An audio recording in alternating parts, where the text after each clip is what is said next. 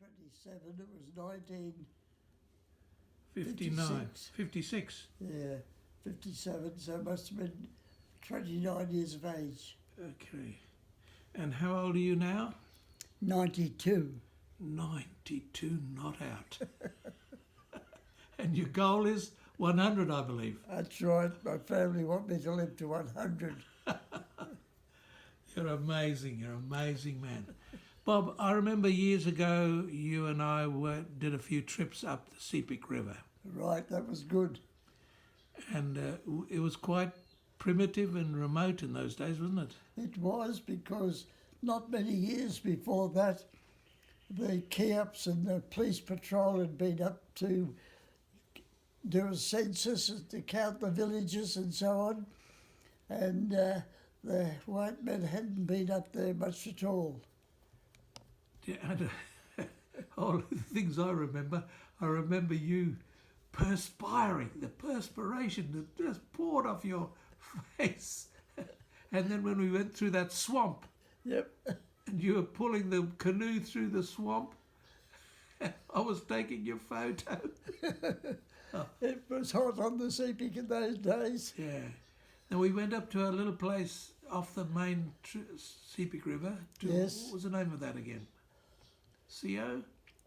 The Seal was the village. Okay. It is not on the river, but up a small river that ran into the Sepik. Yeah. And then didn't we go to some little tiny place that there's nomadic people there? And Yes, that was a little further up, I believe, in that river, and we met a young man with his bow and arrow, yes. and he had not much contact with Europeans before, and so it was quite good to meet that young man. What was your passion that drove you to do all that? Well, it was because the scripture said, broad is the road that leads to destruction, and there are many people going that way. But narrow is the road that leads to life, and few there be that find it. We had to go out and find the few that were to belong to the Lord. You've always been an evangelist, haven't you? Yes. Souls are the main thing for you. Yes. Now then, you had a stint at Ambunti on the Sepik River? Yes. But before that... Before that we had, after our first furlough, we went back to Yangaroo.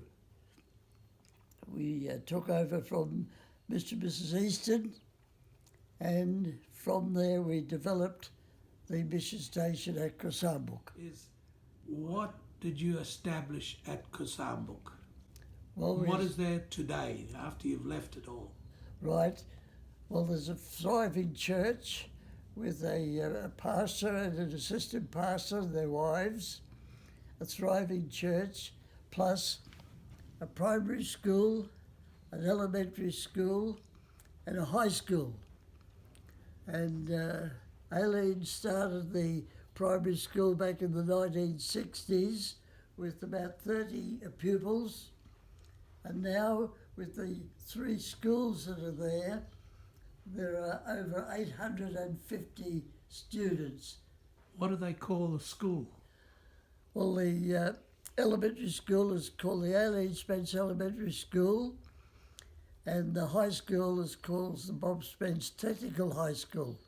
So you've got a high school named after you? That's correct. I bet you never expected that when you first started out. That's exactly right. That's wonderful.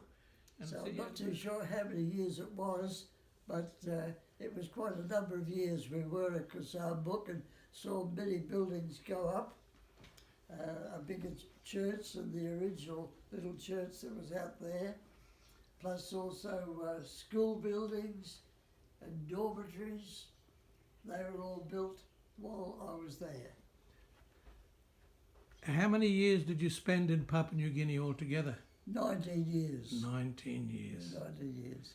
Now that you're retired, I guess you sit there in your lounge chair, your favourite lounge chair, and you must must bring back memories to you of your years in Papua New Guinea. How would you describe those years? Those years, of course, were the best years of our family life. My wife enjoyed all the time up there, and I did too.